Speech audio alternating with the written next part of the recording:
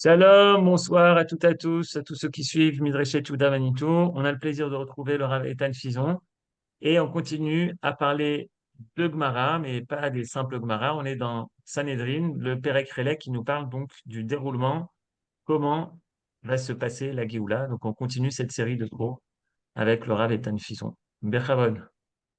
Yofi, très bien. Et bien, effectivement, on reprend notre étude qu'on avait arrêtée pendant toute la période des fêtes et Loul, tout ça. Et là, on revient et nous sommes arrivés. Alors, on ne fait pas une étude véritablement suivie ligne après ligne, mais nous sommes arrivés dans le traité de Sanhedrin à la page 93, Tzadik Gimel.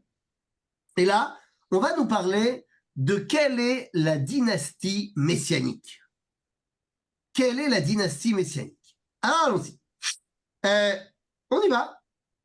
Amar Rabbi Tanchum. Amar Rabbi Tanchum, Darash Bar Kapara Betzipori. Alors, attention, déjà, ça nous met l'ambiance. Bar Kapara, c'est le fils de Rabbi Yehuda Anassi. Or, Rabbi Yehuda Anassi, il est dans la dynastie messianique. Il est un des descendants de David Ameller, sinon il ne serait pas Nassi. Donc Bar Kapara également. Donc c'est un sujet qu'il connaît bien, c'est un sujet de famille. Et là, eh bien, on va nous dire Darash Bar Kapara bet Tzipori. À une époque, donc on est à Tzipori, dans le nord d'Israël, mais c'est une époque où cette ville de Tzipori, comme toutes les villes d'Israël à cette époque-là, sont entre les mains des Romains. Et donc, qu'est-ce qu'il nous dit? Maï dirtiv, shesh seorim a elle natan li. C'est un verset qui vient du livre de Ruth. Ruth, vous faites le rapprochement, arrière-grand-mère du roi David, ambiance. Eh bien, lorsqu'elle revient chez Naomi, Naomi lui demande, alors qu'est-ce qui t'a donné Boaz? Et là, Ruth répond, Unatan li shesh seorim. Quoi, six épis d'orge, c'est tout ce qu'il lui a donné. Vous vous rappelez que Ruth, elle est elle a pas, ils ont rien, Ruth et Naomi, et donc elle vient glaner dans le champ de Boaz. Mais tu vas pas aller très loin avec 6 épis. Maï shesh seorim, il est ma shesh seorim mamash, וכי דרכו של בועז ליתן מתנה 6 שעורים, אלא 6 שאים. וכי דרכה של אישה ליטול 6 שאים? C'est-à-dire quoi? La Gemara dit, non mais, Bémet, Boaz, il lui a donné 6 épis. On peut rien faire avec 6 épis. Alors peut-être il lui a donné Shesh Seim. C'est à peu près 60 litres. 60 litres d'épis. Il dit, et Ruth toute seule, elle va porter 60 litres. Aucune chance. Alors de quoi on parle? Puisque c'est pas de ça dont on parle, donc ça veut dire qu'il y a un remez. Dans les faits, Ruth, elle a pris autant qu'elle pouvait prendre. Mais le Shesh Seorim, c'est un remez. Et nous dit le Talmud, elle a ramaz remez la she'atidim shesh banim latzet mimena shemitbarechim beshesh brachot. Ve'eluhen. Et donc en fait, on dit, pas du tout, c'est pas du tout une histoire de combien elle a pu prendre pour manger, mais c'est une allusion que Boaz lui donne en lui disant que de leur union, donc ça veut dire que déjà Boaz y pensait à leur union, va sortir 6 personnages et à chacun il va donner 6 brachot. Ve'eluhen, et c'est qui ces 6 personnages? David, Mashiach, Daniel, Hanania, Mishaël, Vazaria. Je répète, le roi David, le Mashiach, et au milieu, les 4 personnages qui sont l'archétype du juif qui a perdu de sa prestance, mais pas complètement, parce qu'il est en exil. Daniel, Hanania, Mishaël, Vazaria. Donc de quoi on parle ici? On parle de la dynastie messianique. Ça commence avec le roi David et ça termine avec le Mashiach. Au milieu, il y a la période de l'exil. Que tu saches que l'idéal du Mashiach dans le judaïsme, eh bien, passe par et là, regardez bien le gestuel incroyable, passe par un niveau qui est là, va ensuite chuter à la réalité pour remonter vers l'infini. David, Daniel Chazia Michel Vazaria, Mashiach. D'accord? Et c'est là qu'on va un petit peu rencontrer les qualités de chacun.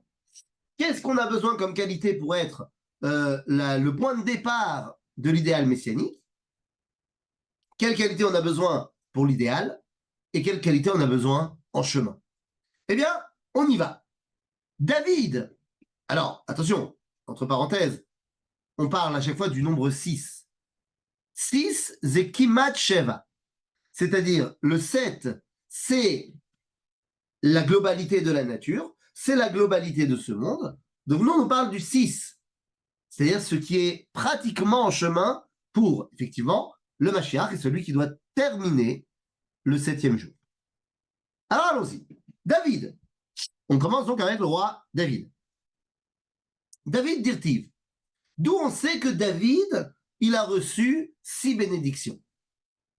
Vayan echad mian neharim vayomer, hine raiti ben leishai, beit alachmi, יודע נגן, וגיבור חיל, ואיש מלחמה, ונבון דבר, ואיש תואר, והשם עמו.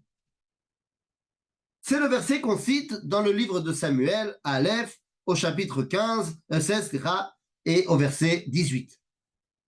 Alors attendez, je remets l'ambiance. Nous sommes à l'époque où le roi Shaoul est en train d'un petit peu péter un câble, et il demande qu'on l'apaise.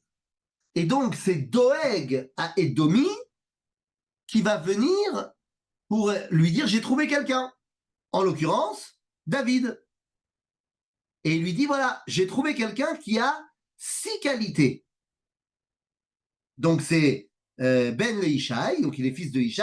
C'est quoi ses qualités? Il est Yodea Nagen, c'est-à-dire qu'il sait jouer de la harpe. Vegibor Chail, c'est aussi un combattant. Veish Milchama, c'est un stratège militaire.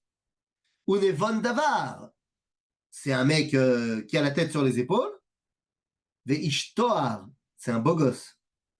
Ve'Hashem Imo, et Dieu l'aide à réussir ce qu'il entreprend.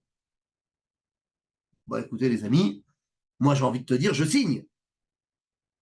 Un mec comme ça, je signe.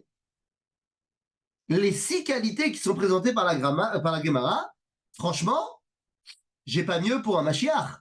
J'ai pas mieux pour un leader.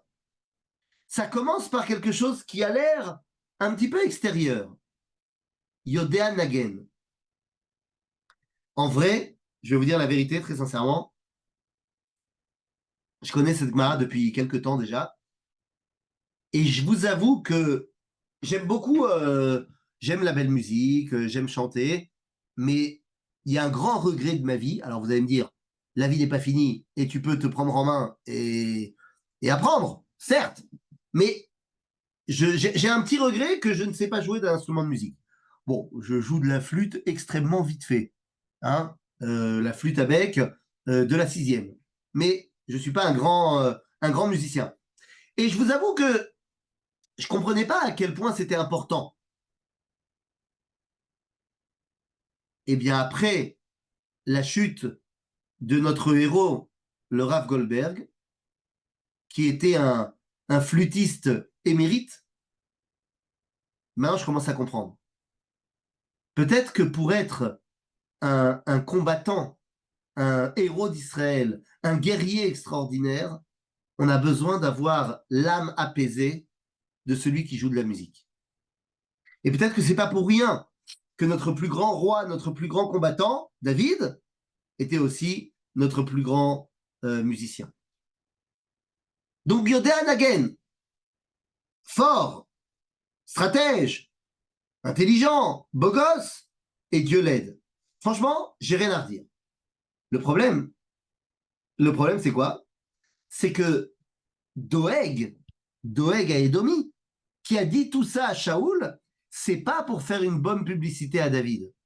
Au contraire, il savait qu'en disant cela à Shaoul, ça allait encore plus l'énerver.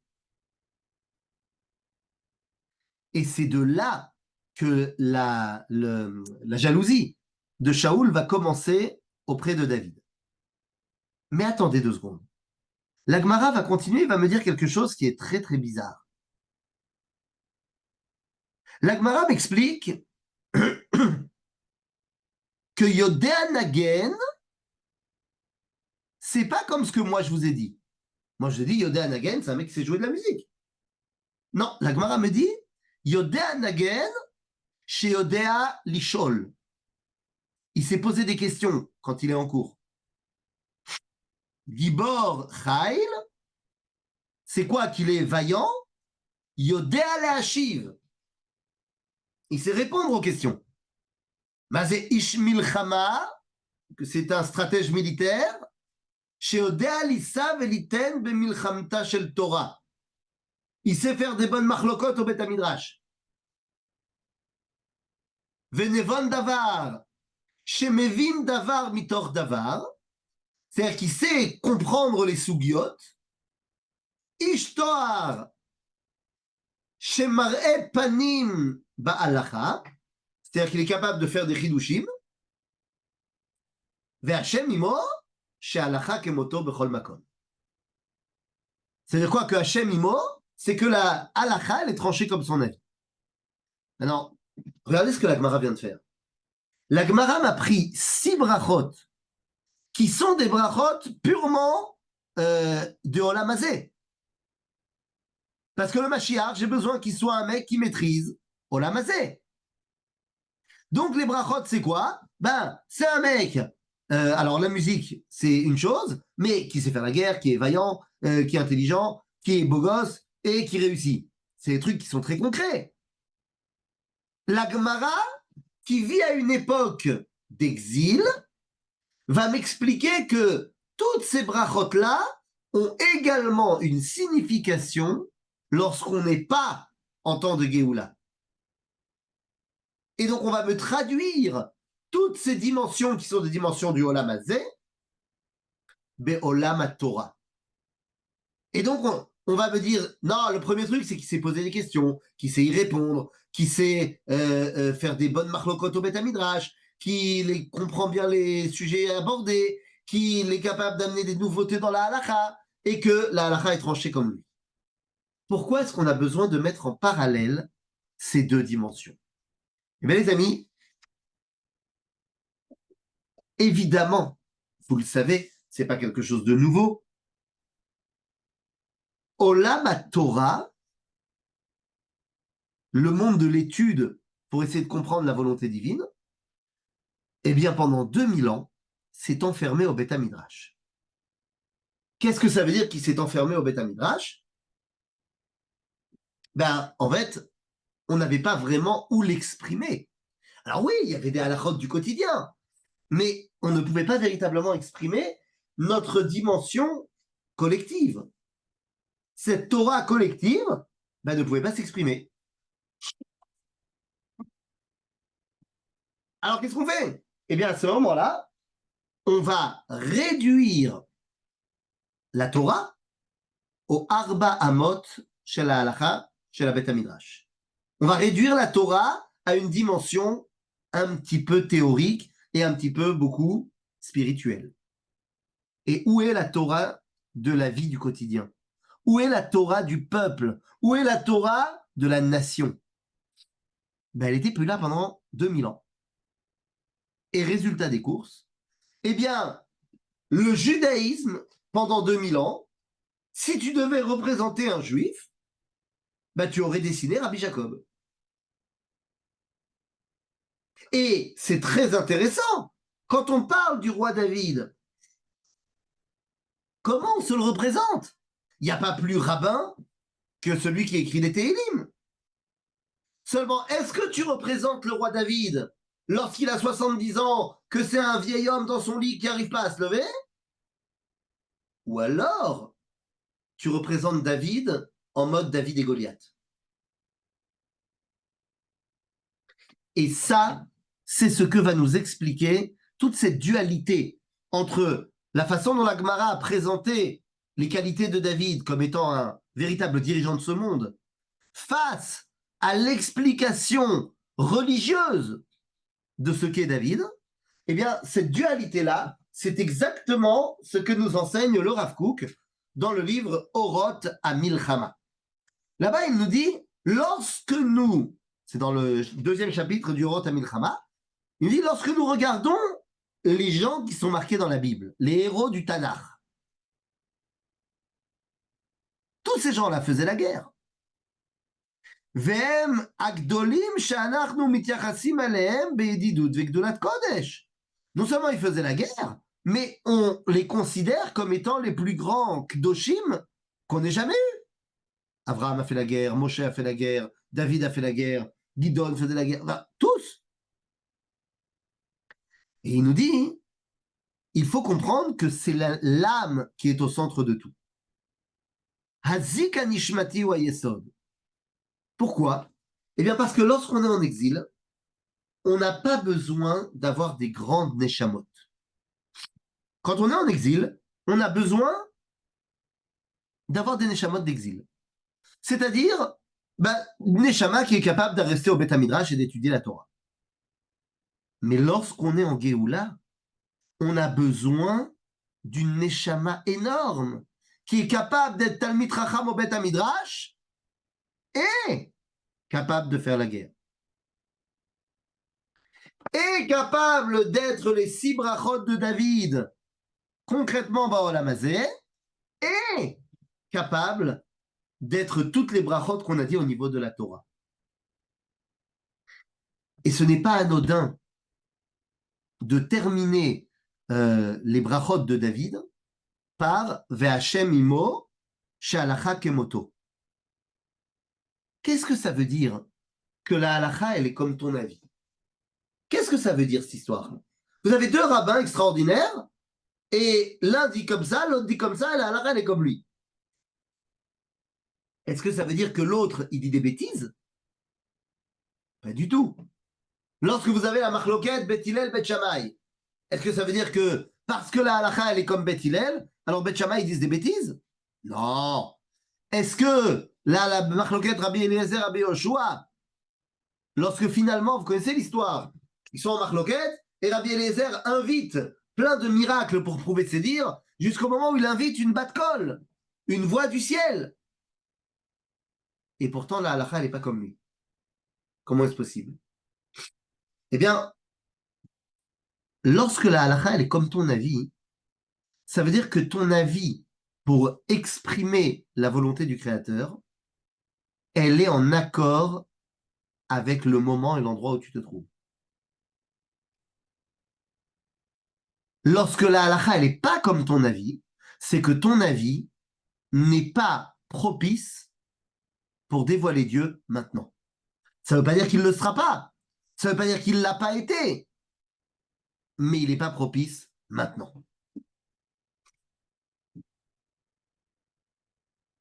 Et ça, c'est quelque chose de fondamental. Je ne sais pas si vous avez entendu le message extraordinaire.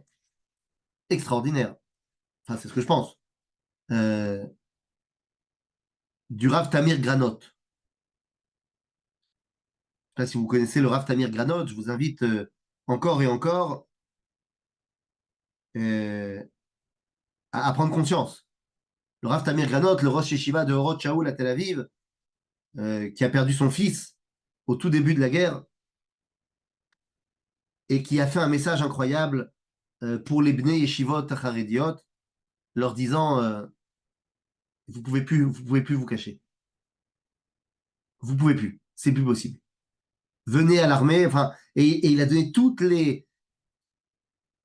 Il a fait ça comme une sougia de halacha, mais de manière très, très concise et très, très qui sort du cœur et qui va dans le cœur. Enfin, on l'espère. Mais les gens qui te disent il faut pas aller se battre aujourd'hui, c'est vraiment les gens qui disent halacha lok motra. T'as un avis halachique, mais la halacha, elle n'est pas comme toi. Parce que tu montres en cela que tu ne comprends pas l'époque dans laquelle tu es. Il n'y a rien de plus important pour un rabbin de comprendre l'époque dans laquelle il se trouve. Nous dit la Torah, dans le livre de Shoftim, enfin dans le livre de Bereshit, n'importe quoi, dans le livre de Dvarim à la parashat Shoftim, on nous dit Ve'alarta el ha-Kohen ve'el ha-Shofet asher yeh bayamim hahem. Tu iras voir le rabbin qui est en son temps. Rashi nous dit, même si les rabbins d'avant étaient mieux, plus grands, tu n'as d'autres rabbins que ceux qui sont à ton époque. Est-ce que ça viendrait à l'esprit de quelqu'un d'aller voir un rabbin qui est mort ou d'un rabbin qui n'est pas encore né? C'est absurde. Tu ne peux pas demander la halakha à un rabbin qui est déjà mort. Et ne venez pas me dire, ah ben si, on demande bien au Shulchan Aruch. Mais non, on n'est pas possède comme le Shulchan Aruch. On se base sur le Shulchan Aruch pour voir ce que les rabbins actuels ont dit par rapport au Shulchan Aruch. Et ne me dites pas le Rabbi Lubavitch. Parce que Joker. Ah, évidemment que poser la question au Rabbi Lubavitch aujourd'hui, c'est absurde. Mais ça, Rachid n'a pas besoin de me l'expliquer. Évidemment que je ne vais pas demander la question à un rabbin mort ou à un rabbin pané. Donc, qu'est-ce que ça veut dire d'aller voir un rabbin qui est en son temps? Eh bien, ça veut dire tout simplement que parmi les rabbins qui vivent actuellement, tu dois aller voir celui qui comprend à quelle époque il vit. Parce qu'il y a des rabbins qui habitent concrètement, qui vivent aujourd'hui, mais qui, dans leur conception, vivent il y a 300 ans en Pologne. Et il y a des rabbins qui vivent trop dans le futur.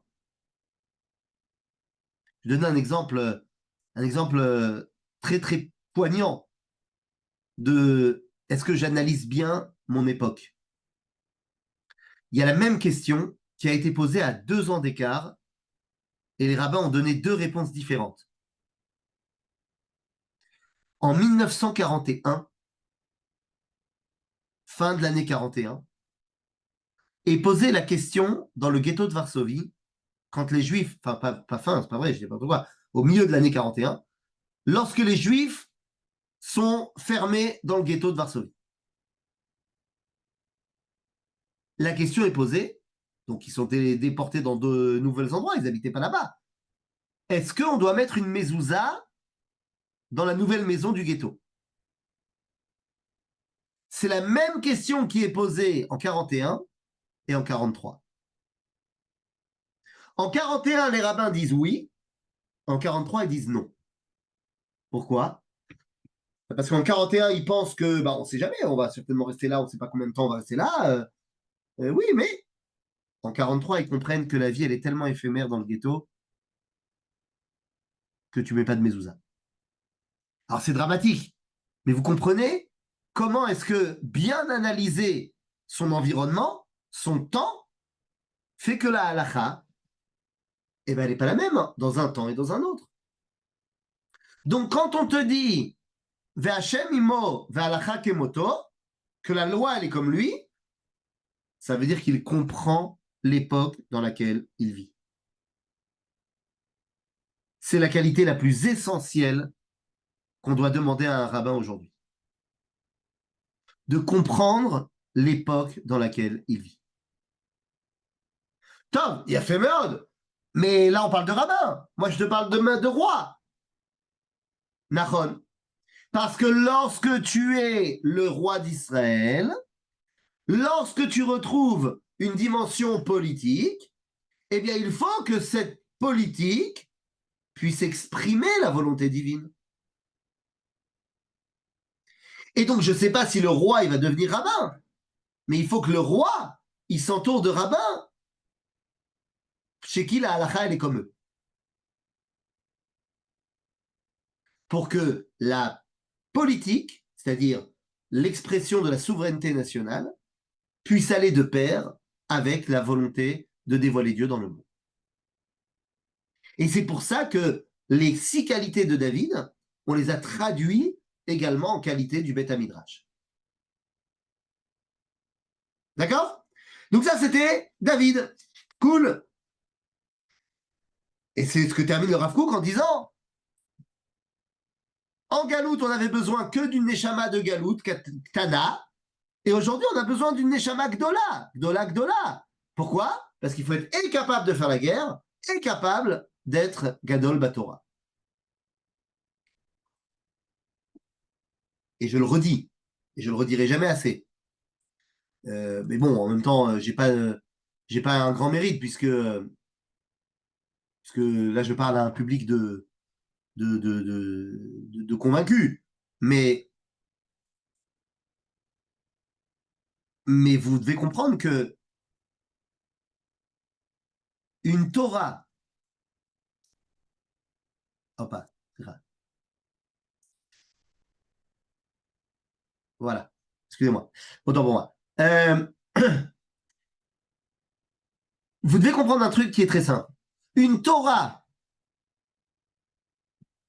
qui n'est pas ancrée dans celui qui est capable de se battre pour le peuple juif, Zélo Torah. Et si c'est Torah, c'est Torah Ktana Meod. À la fin de cette guerre, que nous allons gagner Bezrat Hashem le plus rapidement possible, à la fin de cette guerre, tous les tzadikim qui vont revenir au Beth Midrash, parce qu'il y en a plein, des gens qui étudiaient la Torah et qui sont partis se battre. Tous ces gens-là, leur niveau de Torah et de compréhension et leur niveau de connexion avec Dieu n'aura absolument aucune commune mesure d'avec celui qui n'a pas été à la guerre. Point. El Malasot. Quelqu'un qui pendant 1 an et plus a mis sa vie au service du peuple juif, sa Torah, elle est d'une dimension bien plus grande que n'importe quelle barbe et n'importe quel chapeau. Et quand je vous dis ça, c'est pas le petit sioniste qui parle. Le Rav qui est actuellement, je parle actuellement, hein, le Rav qui est actuellement le Rosh Yeshivat HaMekubalim Bethel, le Rav Israël Avichai, Rosh Yeshivat HaMekubalim. Donc c'est pas un petit joueur a priori. Non seulement il est Rosh Yeshiva, mais il est Rosh Yeshiva de la Yeshiva des Kabbalistes. Bon, ça veut dire qu'a priori il connaît 2-3 trucs en Torah. Il a pris la succession du Rav Meir Yehuda Getz. Sauf que ce qu'on ne sait moins, c'est que, alors que le Rav Israël Avichai était à la Yeshiva de Merkaz Harav, il a étudié des années à Merkaz Harav, il a voulu venir à la Yeshiva HaMekubalim. Quelle est la question que le Rav Getz lui a posée? Il lui a pas dit combien de Gmarot tu connais. Il lui a dit, est-ce que tu as fait l'armée? Il a dit non, pas encore. Il dit, alors tu peux pas venir à la Yeshiva. Tu ne peux pas comprendre la Kabbalah si tu n'as pas été donné ta vie au service du peuple juif.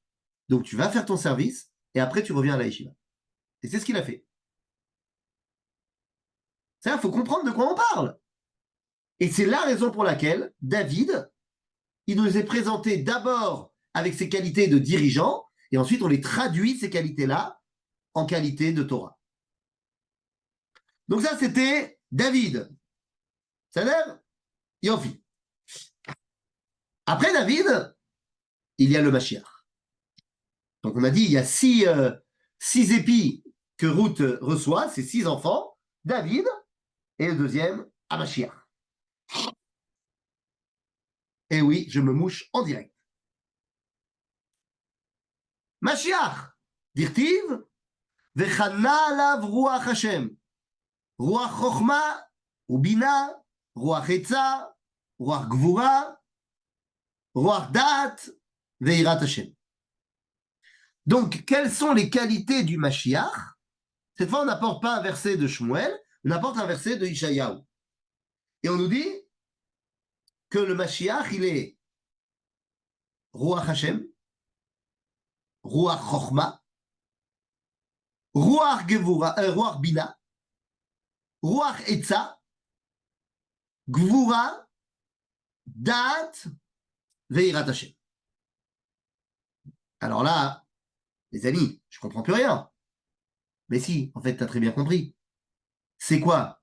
Ze Chochma, Ze Bina, Ze Da'at. C'est toutes les sphirotes de la Kabbalah.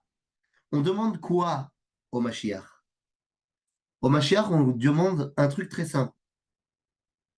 Le Mashiach, on lui demande que tout ce qu'il fait est capable de dévoiler Dieu d'en haut vers le bas. Seulement, il est la finalité de la dynastie de David. C'est complexe parce que d'un côté, les Haredim sont nos frères, mais d'un autre côté, attends, oh là là, d'un autre côté, ils se mettent eux-mêmes en dehors du peuple et de la Torah. Ah bah oui, oui, oui, c'est complexe. Ça, bien sûr que c'est mes frères, et bien sûr qu'à aucun moment je vais les sortir du peuple juif. Mais effectivement, Bonagide comme ça, le, le Kera, la scission qu'on pouvait voir dans le peuple juif avant la guerre, entre la gauche, la droite, la réforme judiciaire ou pas la réforme judiciaire, c'est de la gnognotte à côté de la scission qui risque d'y avoir si le monde Haredi ne se réveille pas. Entre le monde Haredi et le reste du peuple juif. Et je veux pas, parce que j'ai besoin du monde Haredi. Mais il y a un moment donné où le peuple, il va dire c'est pas possible. Il va dire c'est pas possible. Et la seule chance que le monde Haredi a, c'est que la jeunesse Haredite soit celle qui dit stop. Faut pas compter sur les vieux rabbins, parce qu'ils sont trop vieux pour changer d'avis. Il faut pas compter non plus sur les politiques. Mais faut compter sur le cœur et le bon sens du jeune Haredi. Ouais, ouais, ouais, j'en suis persuadé. Le déclic, il va venir de là. On n'a pas le choix de toute façon. Il faut bien qu'il arrive ce déclic. Il faut bien qu'il arrive ce déclic. C'est Kolkar Pachout. Alors, est-ce qu'il viendra de manière volontaire d'en bas, ou est-ce qu'il viendra parce que on aura décidé à un moment donné de supprimer toutes les aides possibles et imaginables du monde Haredi tant qu'il ne participe pas? J'en sais rien. Je ne suis pas prophète comment ça va se passer. Mais il faut que ça se passe. En tout cas, ici, le Mashiach, il est l'expression de la finalité du projet depuis David. Et donc, on te dit, toutes ces qualités, c'est quoi? C'est Ruach Chochma ou Bina Vedat. Mazé Chochma, Bina Vedat, c'est la capacité pour lui, et donc pour l'expliquer aux autres, de ne faire qu'un avec la volonté divine. Chochma, c'est lorsque je rencontre le contenu. Bina, c'est lorsque je vérifie ce qui est à prendre, ce qui est à jeter. Et Dat, c'est lorsque je ne fais plus qu'un avec la chose. Et Tsa, c'est-à-dire qu'il est capable de me rattacher à Etzachaim. Il est capable de me rattacher à l'arbre de la vie. Gvura, Veirat Hashem. Gvura, c'est Midat Adin. Veirat Hashem, c'est Aromemut. C'est-à-dire j'ai besoin d'un cadre et j'ai besoin de m'attacher à l'éternité. Donc voilà les qualités du Mashiach. Seulement on me dit, oui mais attention, Amar Rabbi Alexandri, slicha, melamed she et inu mitzvot veisurim kerechaim. Le Mashiach,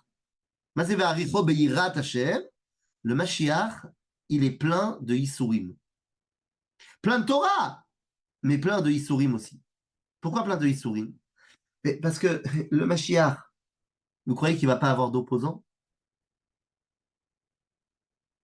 Vous croyez que toute la guerre qui est en train de se jouer à l'international, c'est pas contre Mashiach Hashem? Vadaï, c'est contre ça. Donc il a plein d'opposants, évidemment. Le Mashiach, il veut finir l'histoire. Tu crois que ça va être facile? Ça va pas être facile. Et là, la Gemara, elle me dit, attends, le Mashiach, il doit avoir un autre truc. C'est quoi son autre truc? Amar Rava de Moréar Vedaïn.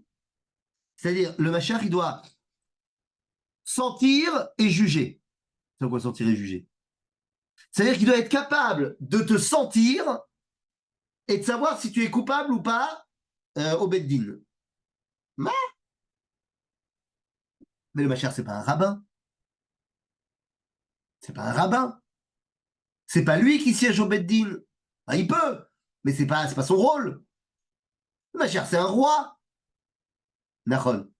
Donc il doit sentir l'ambiance du moment et de rendre le din. Lequel? Din Malchut.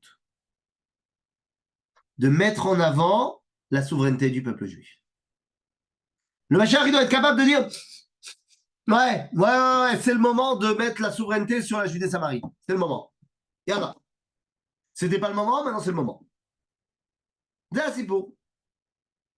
Ah, là, la Gemara, elle te dit, mais attendez, d'où je sais que c'est comme ça? Il y a marqué Dirti velo lemare enav yishpot v'shapat betzedek dalim ve'ochia b'mishor le'an ve'aretz.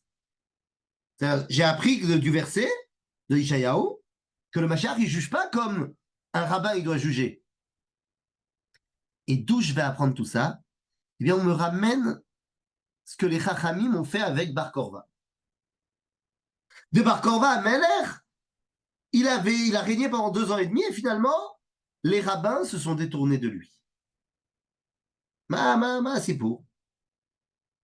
Bar Korva était l'espoir de tout un peuple. Et c'est pour ça que son vrai nom, c'était Ben Koziva, parce qu'il venait du village Koziva. Et c'est Rabbi Akiva qui change son nom en Bar Korva. C'est Rabbi Akiva qui l'appelle Astérix. Qui darar kochav mi Yaakov et kam shevet mi Israël. Pourquoi? Parce qu'il voit en lui le Mashiach. C'est ce qu'écrit le Rambam. Il voit en lui le Mashiach.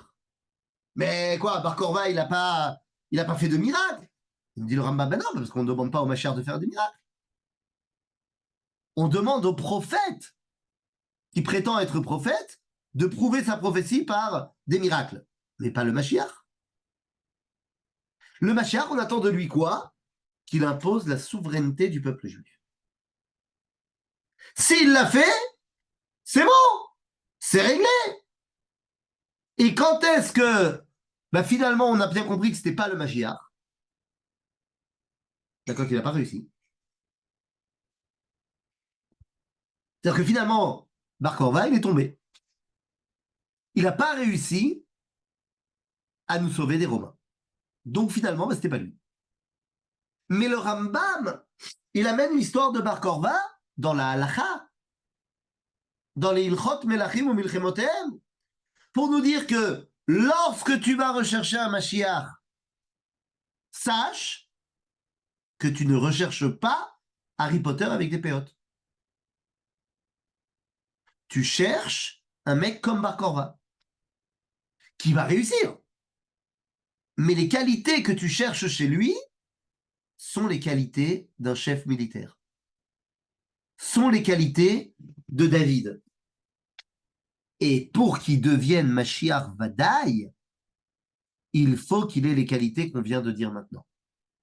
C'est-à-dire les qualités qu'on vient de donner maintenant, c'est la fin du processus.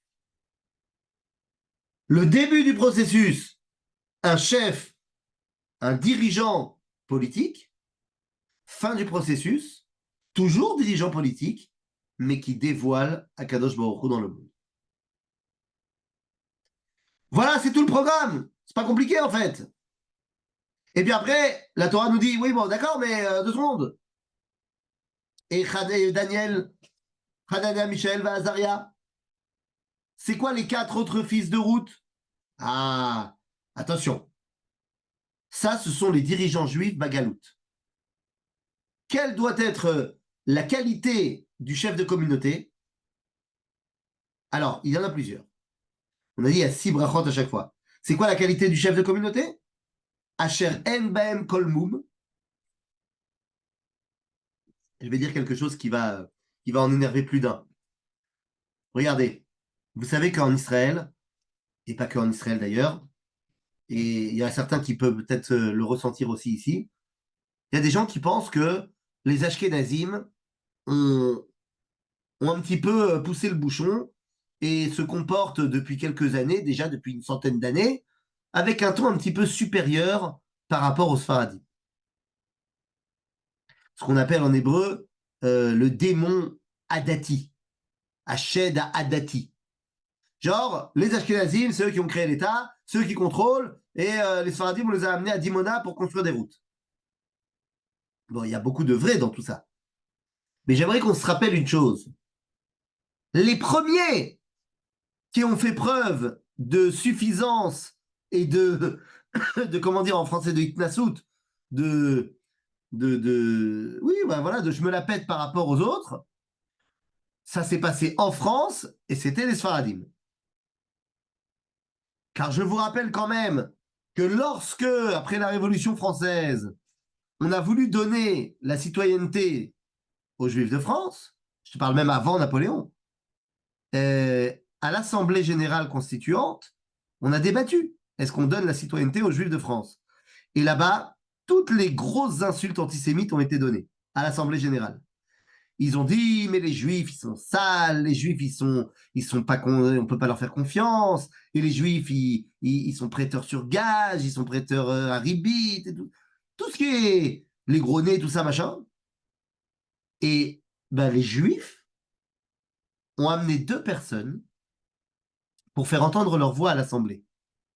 Et ces deux personnes, ils venaient du comtat vénessin. Ils venaient du sud de la France, de Bordeaux, de Provence. Et ils ont dit, non mais tout ce que vous avez dit là sur les juifs sales, les juifs moches, les juifs pas beaux, c'est vrai. Mais c'est les Ashkénazes, du nord, d'Alsace, tout ça. Nous, on est bien. Et dans les faits, les juifs de France séfarade ont reçu la citoyenneté avant les juifs ashkénazes. Bon, ça, on met ça de côté. Parce que qu'est-ce qui nous intéresse? C'est quoi la première qualité du dirigeant juif Bagalout? Ein kol moum. Tu dois pas avoir de casserole. Tu représentes quelque chose de tellement fragile, Am Israël Bagola, tu peux pas non plus, toi, être quelqu'un qui a plein de moumim, plein de défauts, et que toutes les 5 minutes, on va te pointer du doigt, et en te pointant toi du doigt, on pointe du doigt en fait tout le peuple juif. Donc, première qualité du dirigeant juif Bagalout, tu dois être Naki Mikol Moum. Deux, Tové Maré. Mais Tové Maré, ça présente bien. Il faut présenter bien. Si tu es en France, tu mets un costume. Ne te balade pas en djellaba si tu es en France. Si tu es au Maroc, tu t'habilles en djellaba, mais classe. Avec la dorure et tout. Faut bien présenter. T'es bagaloute. Vous savez comment s'habille un rabbin en France? Normalement. Et vous avez vu nos rabbins. Bon, je vais pas m'étendre sur le sujet. Ça a l'air? Ou maskilim bechol chokhma. C'est quoi maskilim bechol chokhma? Maskilim. D'accord, j'imagine. Non, non, non, t'as pas compris. T'es rabbin en France, tu dois être capable de citer des philosophes français. Tu dois être capable de parler d'autre chose que Ilchot Kashrut. Parce que tu fais face au goïm tout le temps. Donc, tu es obligé de pouvoir leur parler d'un langage, voilà, qui montre que tu es au niveau. C'est pas de shoot. Veyodea dat. C'est yodé dat. Yodé dat, ça veut dire que tu dois faire preuve un petit peu de psychologie. Ou mevine mada. C'est-à-dire que tu dois être un petit peu dans le rôle aussi. ואשר כוח בהם לעמוד בהיכל המלך וללמדם ספר ולשונות כסדים.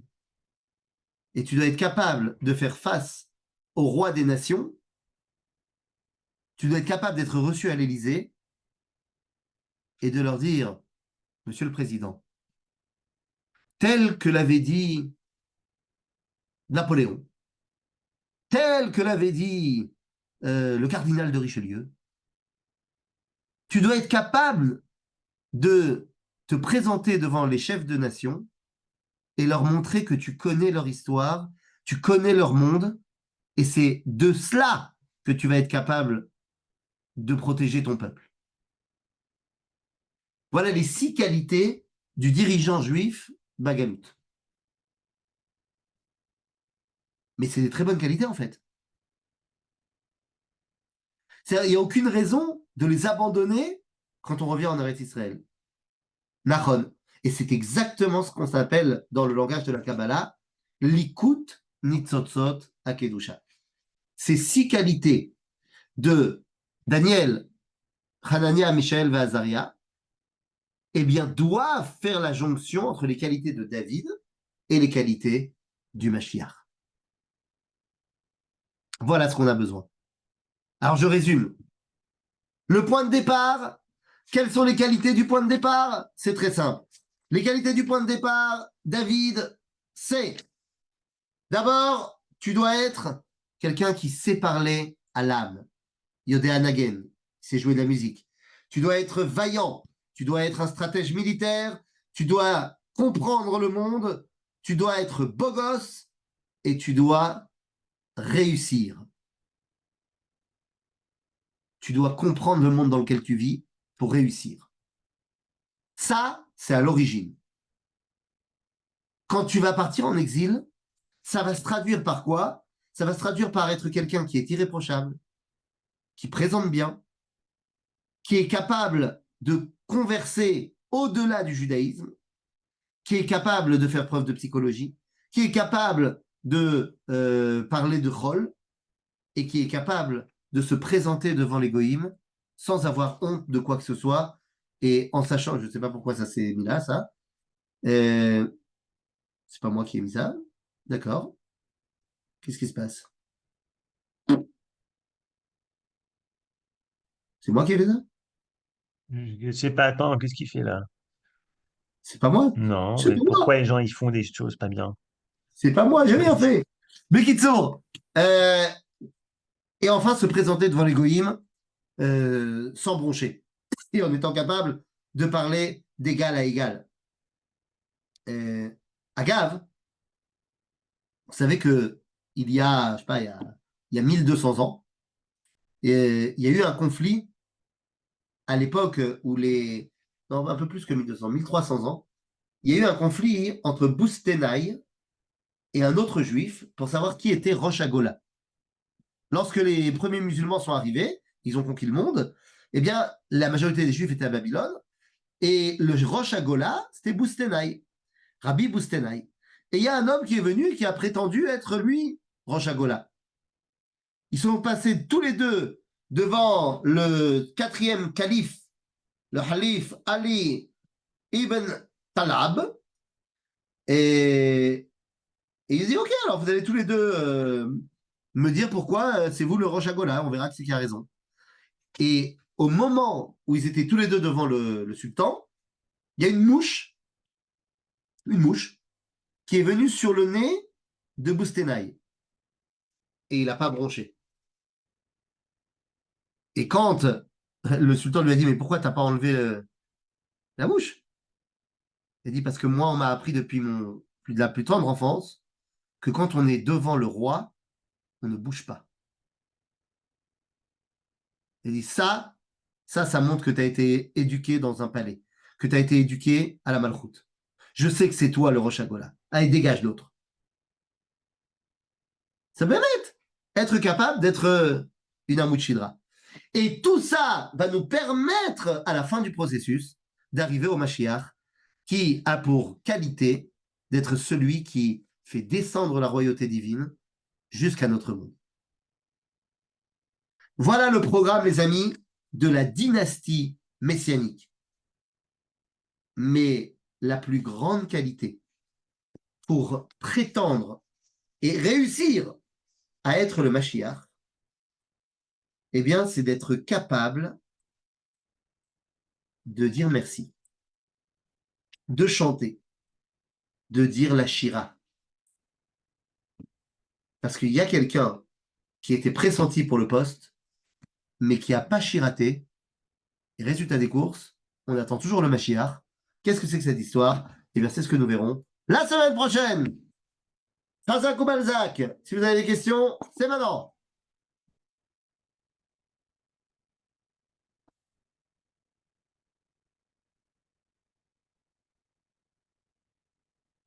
Ah bah, il faut que tu leur permettes d'ouvrir leur Mais on va micro. tout permettre. On peut. On C'est va tout parti. Toda. permettre aujourd'hui. On est comme ça.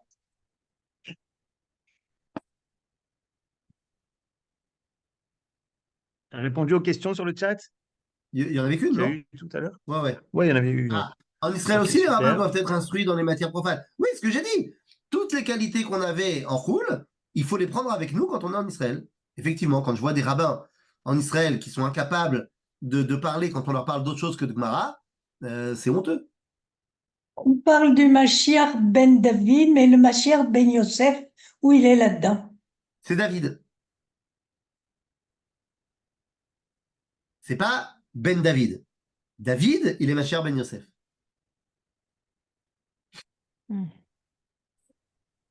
J'ai pas une question à poser, mais je voulais m'excuser. Tout à l'heure, j'ai quitté le cours brusquement. C'est parce que mon fils il est sorti du Liban, ça fait je sais pas combien de temps que je lui avais pas parlé. Et là, il m'a téléphoné, donc je voulais vous associer à ça. Extraordinaire. T'aurais dû lui demander de nous faire Et un petit voilà, Dvar pour dire Torah. merci aussi qu'il est revenu. Voilà. Extraordinaire. Voilà. Kol hakavod. Bien, Donc, ouais, bien, j'ai pas bien. compris ta réponse, Ethan, Sûr. à la question d'Annette. Ah, David, faut comprendre que ma chère Ben David, la tradition juive s'accorde pour dire qu'il s'agit d'un bonhomme. Ma chère Ben Yosef, c'est tout un processus. Et il y a plein de gens qui ont porté le rôle, si tu veux, de ma chère Ben Yosef, qui est de préparer l'avènement de ma chère Ben David. L'un de ces personnages, c'est David. David, par excellence, il prépare celui qui est Ben David. OK? Il y en aura plein d'autres.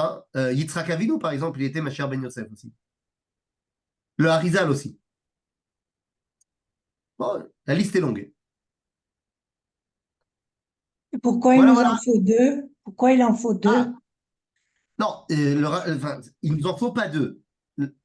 Une personne peut faire les deux boulots. Mais dans les faits, ce qui s'est passé, c'est qu'on a eu d'abord Mashiach Ben Yosef, et après on aura Mashiach Ben David. Si les choses s'étaient passées autrement, eh ben on aurait dit autrement. Mais c'est-à-dire que c'est deux rôles différents. Est-ce que une personne peut remplir les deux? Pourquoi pas? C'est pas ce qui s'est passé. Parce qu'il y a des textes qui disent qu'il meurt, le Oui, tout Mashiach à ben fait. Yosef, Là, c'est des textes. Il y a le Talmud qui dit que le Mashiach Ben Yosef, il va être tué. tué. Et la Kabbalah nous enseigne que si on prie pour lui, alors il ne sera pas tué. Ça veut dire quoi? Le Mashiach Ben Yosef, c'est la préparation du corps à l'âme. Si on traduit les choses différemment, Mashiach Ben Yosef, c'est le sionisme, la reconstruction de la souveraineté d'Israël sans la Neshama. Et Mashiach Ben David, celui qui amène la Neshama à cet État d'Israël. Alors tu pourrais dire que le sionisme qui a construit le pays, le sionisme laïque, ben, il est en danger de mort parce qu'à un moment donné, il n'a plus de rôle à jouer. Une fois que c'est fait, c'est fait. Et donc, il s'accroche à la réforme judiciaire qui n'en est pas, et il s'accroche à Bagatz, et il s'accroche, et il s'accroche. Mais il est voué à disparaître. Sauf si toi, tu pries pour lui, parce que tu comprends qu'il y a aussi une valeur à ce qu'il soit toujours là. Moi, je voudrais poser une question, pardon. Oui, C'est par rapport aux rabbins qui oui. doivent être adaptés. Je comprends pas très bien ce que ça veut dire, hein, parce que il y a des problèmes qui sont actuels et dont solution ne peut être que par la Torah. C'est-à-dire, Et toutes les solutions rabbiniques sont dans la Torah. d'accord. Alors, qu'est-ce que c'est un rabbin adapté? Si par Ben, exemple, on voit le problème des homosexuels, oui. alors, qu'est-ce que c'est un rabbin adapté? Mais vous savez que les homosexuels, ils ne sont pas arrivés du jour au lendemain. Ah, mais ils foisonnent maintenant. Non, pas du tout. Ah, Ils si, si. ne sont pas plus nombreux aujourd'hui qu'ils ne Sur l'étaient à la l'époque. génération spontanée. Non, je ne pense pas que ce soit la génération spontanée. Je pense qu'il y en a toujours eu. La preuve, c'est que la Torah en parle énormément. Donc, si la Torah en parle énormément, c'est qu'il y en avait déjà à l'époque de la Torah. Bien Donc, sûr. c'est pas quelque chose de nouveau. Le fait qu'il y ait quelque chose de renouveau, c'est que ça devienne une demande de légitimité au niveau sociétal. Mais c'était déjà Absolument. le cas à l'époque de Sodome et c'était déjà le cas à l'époque de la Grèce antique. Ça revient. Donc, il faut que les rabbins, s'ils veulent répondre à la question de l'homosexualité, comprennent qu'aujourd'hui, la question de l'homosexualité n'est plus une question individuelle. C'est-à-dire que la loi de est-ce qu'un homme a le droit de pratiquer un acte sexuel homosexuel, ben cette loi, elle ne va pas changer. De la même façon que c'était interdit il y a 300 ans, il y a 1000 ans, c'est toujours interdit aujourd'hui. Mais lorsqu'il y a 1000 ans, il y a un homme qui se sent attiré par les hommes, et je ne rentre pas dans la question de est-ce que c'est vrai ou pas vrai. Moi, je suis d'avis de penser que quelqu'un qui est homosexuel, il est vraiment homosexuel. Mais quelqu'un qui a 1000 ans vient dire au rabbin, je ne sais pas quoi faire, je suis attiré par les hommes, machin, c'est une question individuelle. Si aujourd'hui, les rabbins ne comprennent pas que la question de l'homosexualité n'est plus seulement une question individuelle de un tel ou un tel, mais une question de revendication de la société, alors tu ne pourras pas répondre de la même façon. Et tu ne pourras pas bien répondre. C'est-à-dire que c'est complètement, il faut dissocier la question de monsieur qui est homosexuel et la question de la volonté du mariage pour tous. C'est deux mondes différents. Donc, si tu es un rabbin qui vit encore il y a 1000 ans, tu vas te concentrer uniquement sur l'individu. Et tu ne comprends pas qu'il y a des enjeux sociétals aujourd'hui.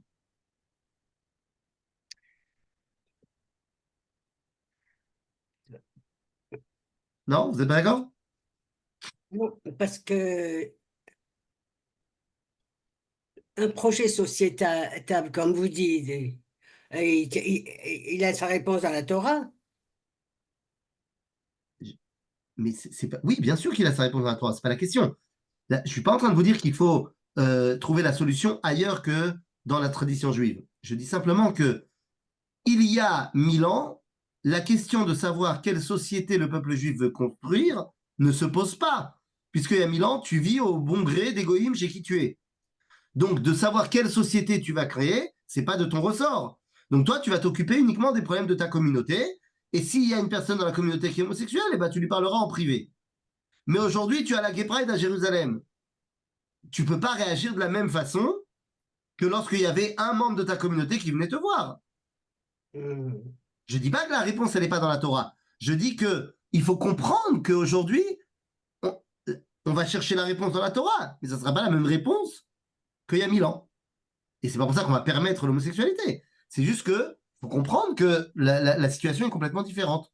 Quand tu poses la question, par exemple, de est-ce que j'ai le droit de, je sais pas moi, de couper la tête d'un poulet pour que mes enfants puissent jouer au ping-pong avec la tête du poulet pendant Shabbat.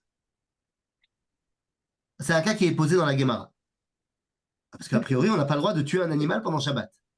Mais j'ai pas envie de le tuer, l'animal. J'ai juste envie de donner une tête pour jouer à mes enfants. Et la Gemara, elle dit oui, mais d'accord, mais si tu lui coupes la tête, il va mourir. Donc même si tu n'avais pas l'intention qu'il meure, bah tu as fait quelque chose. Pourquoi? Pour autre chose. Oui, mais ça a induit un truc qui est interdit pendant Shabbat. Donc c'est interdit. Ok. Est-ce que j'ai le droit d'ouvrir mon robinet maintenant?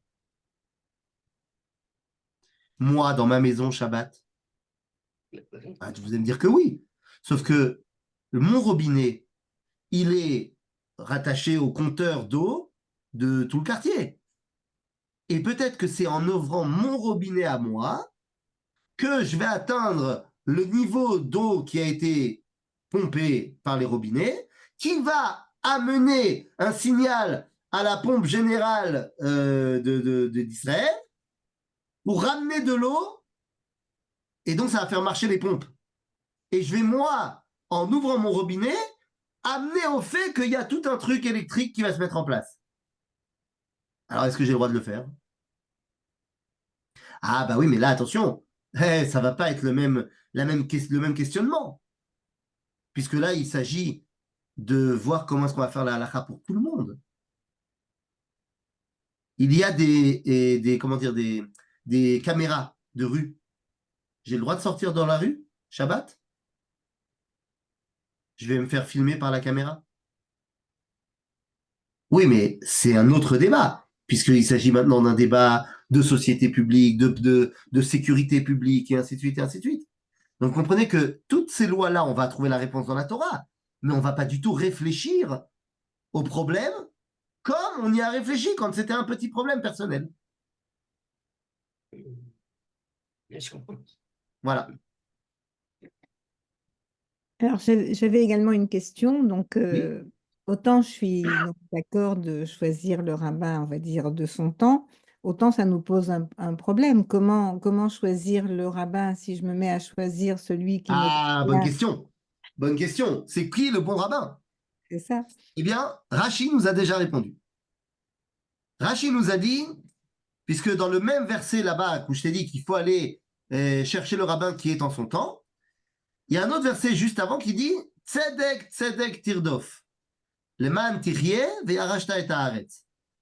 Et Rachid nous dit, c'est quoi le bon rabbin? C'est celui qui met en parallèle, et non pas en porte-à-faux, qui met en parallèle le fait de mettre en avant la survie du peuple juif et l'héritage de la terre d'Israël. C'est-à-dire, c'est qui les bons rabbins? C'est ceux qui ne voient pas de contradiction entre le fait d'habiter en Eretz Israël et le fait de garantir la survie du peuple juif. Il y a, par exemple, il y a une conférence pour étudiants en France, à Paris, qui a lieu là dans quelques jours.